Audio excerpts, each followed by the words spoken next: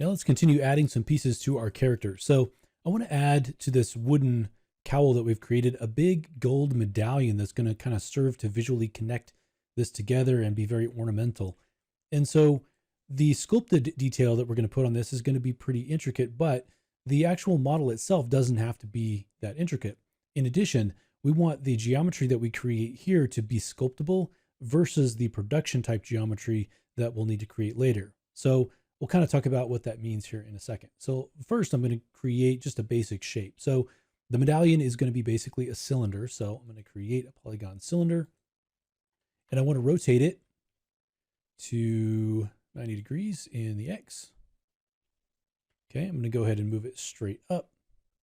Let's go into the creation node, and I want to keep these values here because we're going to come back to this file later, but I want to get it to be kind of the right size at least. All right, so take my radius down to 0.1. Let's take our, I'm sorry, that's the height. Take our radius down, something a little bit smaller.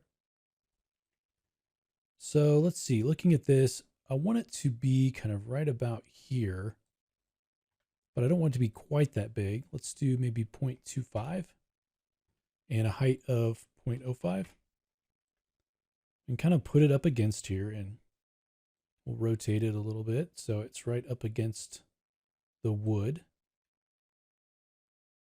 So something like this is good.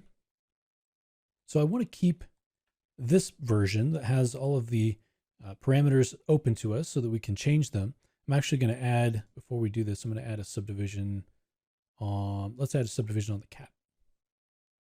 Okay, so something like that. Now I want to still have this version when we come back to this file, but I want to change some things on the file that we export to ZBrush.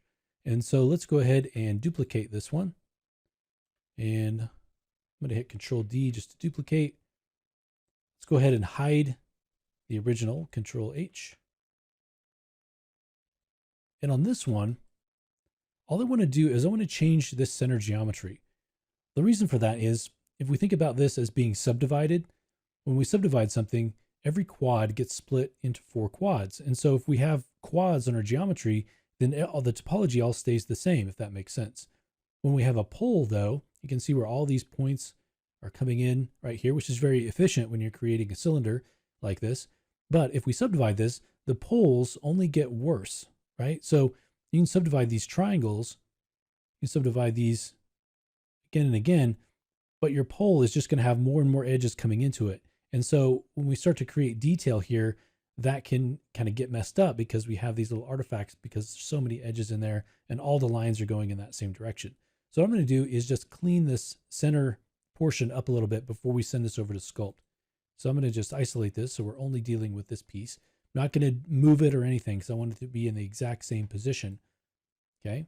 But I am going to go in and basically I'm going to leave the vertical and horizontal edges. And I'm going to select all of the other ones and go ahead and delete those. And I'll do the same thing on the back. Make sure I get the right ones. So selecting basically the 3 between each horizontal and vertical, something like that. I'm going to go ahead and get the multi-cut tool. And I'm just going to draw a cross like this,